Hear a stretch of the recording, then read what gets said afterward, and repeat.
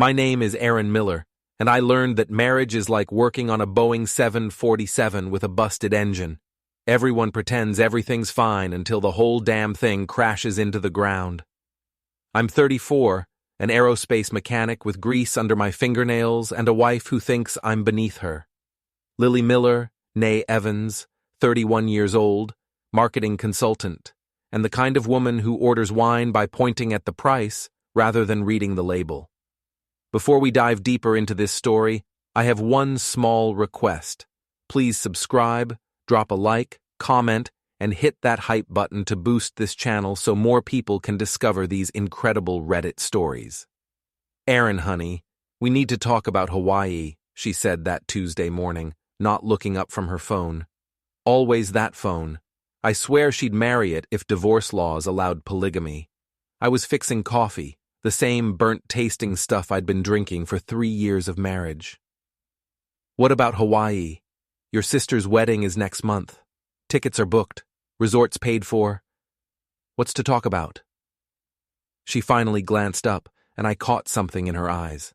Something slippery.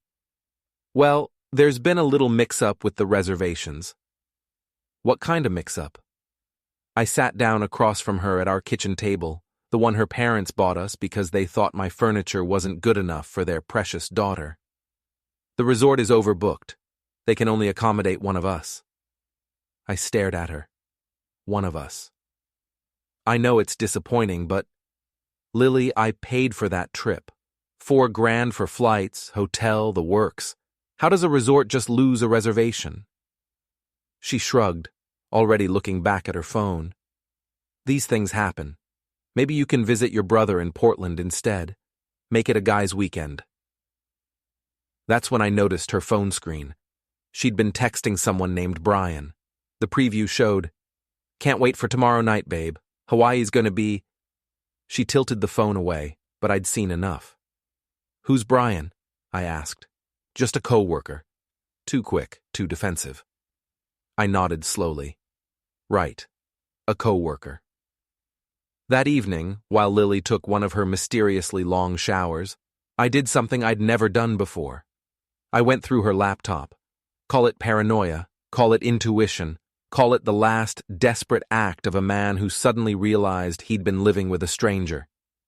The email was right there in her sent folder. Confirmation for 2 tickets to Honolulu. Lily Miller and Brian Foster. Departure, tomorrow, 6 a.m. I printed it out, folded it carefully, and put it in my wallet. Then I sat in our living room, listening to her humming in the shower, and planned my disappearance. The next morning, I woke up before dawn. Lily was already dressed, suitcase by the door, practically vibrating with excitement. "I'm really sorry about the mix-up, honey," she said, not looking sorry at all. "I'll take lots of pictures." "I'm sure you will." I kissed her cheek. It felt like kissing marble. "Have fun in paradise." She left at 5:30 for her flight. I waited exactly 1 hour, then got to work. First stop, the bank. I withdrew every penny from our joint accounts, $43,000. Not illegal, since my name was on everything. Then I drove to my supervisor at Cascade Aerospace. "Dave, I need to cash out my vacation time and quit. Today." Dave Morrison had been my friend for 8 years. He took one look at my face and didn't ask questions. "Whatever you need, man. But if you ever want to come back, I won't." By noon, I'd closed our joint credit cards, canceled our shared cell phone plan, and emptied our safety deposit box. I left Lily's wedding ring on the kitchen counter with a note. "Enjoy paradise. I'm not coming back." Then I disappeared. For 6 months, I lived like a ghost. Cheap motel rooms paid in cash, no phone, no credit cards, no digital footprint. I worked construction jobs under the table, lifted weights at a 24-hour gym, and planned. Meanwhile, Lily was living her best life in Hawaii with Brian Foster. I knew this because Heather, Lily's best friend and biggest gossip, couldn't help posting about it on social media. "Lily's having the time of her life. So romantic." Pictures of Lily and Brian at beaches, restaurants, holding hands like teenagers. The comments were brutal, people asking where her husband was, others recognizing Brian from his own social media, married Brian, father of 2 Brian. The speculation spread like wildfire. When Lily returned from Hawaii, she found an empty house, empty bank accounts, and a mountain of questions she couldn't answer. Heather told me later that Lily had called her crying, claiming I'd abandoned her. "She kept saying you'd lost your mind," Heather said during one of our secret coffee meetings. But honestly, Aaron, everyone's talking about Hawaii, about her and Brian. It's not looking good for her at work. That was music to my ears. 1 year later, I came back to Seattle a different man. 40 pounds of muscle, designer clothes, and a partnership in Evergreen Aerospace Solutions, Cascade's biggest competitor. Dave had recommended me to his former boss, who'd started his own firm and needed someone with my expertise and insider knowledge. The first person to see the new me was Lily herself. I'd timed it perfectly, showing up at her office building just as she was leaving for lunch. "Aaron?" She stopped on the sidewalk, coffee cup halfway to her lips. "Oh my God, is that really you?" "Hello, Lily." I smiled, the kind of smile I'd practiced in mirrors. "You look tired." She did. The year hadn't been kind to her. Dark circles under her eyes, cheap clothes instead of her usual designer outfits, and that hunted look people get when their world starts crumbling. "Where have you been? I've been worried sick." "Have you?" I checked my watch, a Rolex, paid for in cash. "That's funny because from what I heard, you were pretty busy in Hawaii, with Brian." Her face went white. "I don't know what you—" "Lily." I pulled out my phone and showed her a photo. Her and Brian, arms around each other, kissing on Waikiki Beach. "The internet is forever, sweetheart." She grabbed for the phone, but I pulled it back. "You can't just disappear for a year. We're married." "Are we? Because I seem to remember you taking your honeymoon with someone else." People were starting to stare. Lily noticed and lowered her voice. "Can we please talk about this somewhere private?" "I don't think so. See, I've got a meeting in 20 minutes. Big aerospace contract. Might even put some of your old friends out of business." I started walking away, then turned back. "Oh, and Lily? You might want to update your LinkedIn. I hear Pinnacle Marketing is downsizing." The look on her face was worth every sleepless night in those motel rooms. 2 weeks later, I attended the annual Seattle Business Excellence Gala. Black tie, champagne, all the people who'd once looked down on me now eager to shake hands with the new partner at Evergreen Aerospace. I was networking near the bar when I spotted them, Lily and Brian, trying to blend in at a corner table. She was wearing a dress I recognized, one she'd bought for our 2nd anniversary. He looked uncomfortable in an ill-fitting tuxedo. They hadn't seen me yet, so I made my move.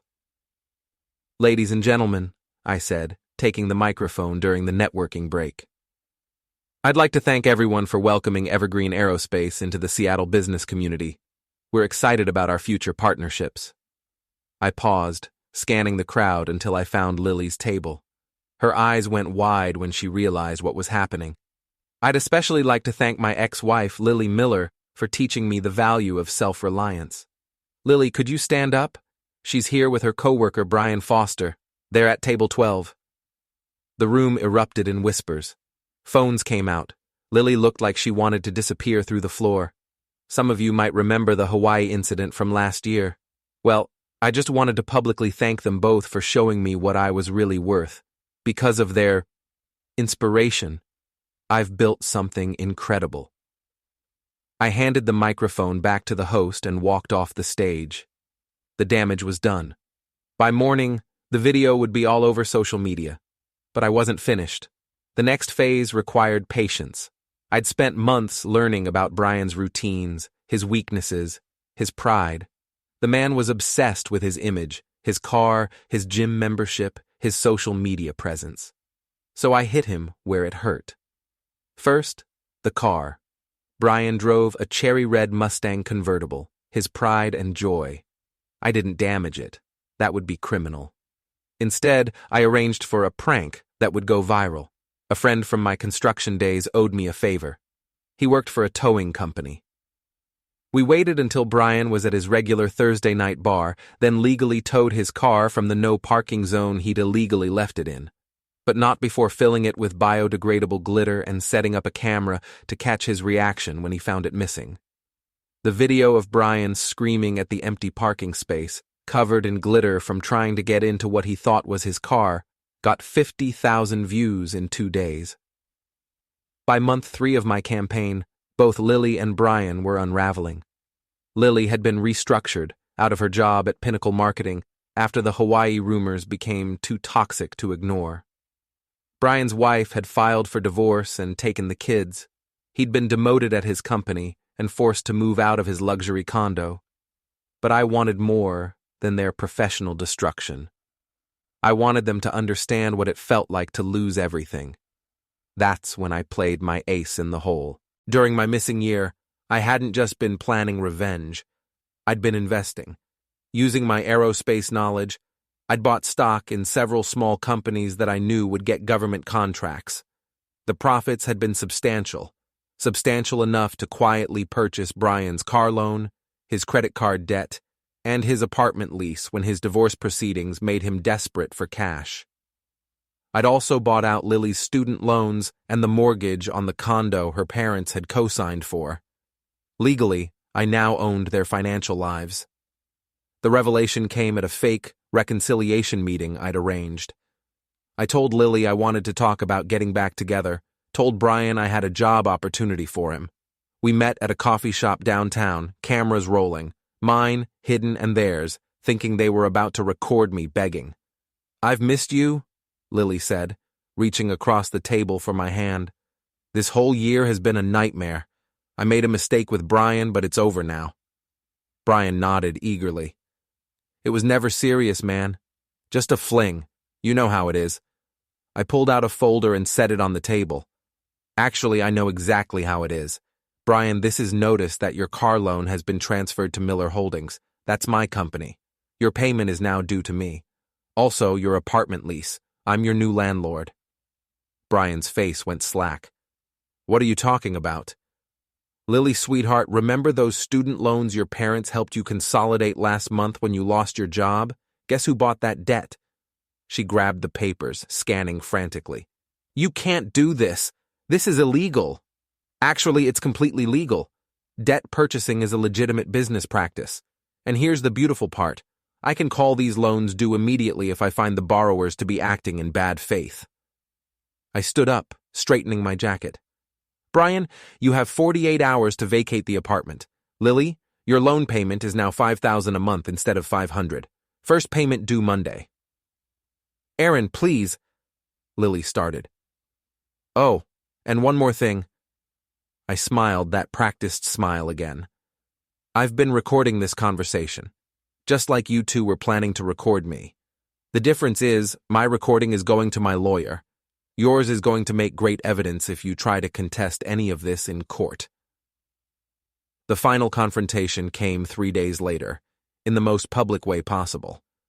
I was leaving my office building when I found them waiting for me. Lily, Brian, and 2 other people I recognized as former friends who'd taken their side during the divorce proceedings.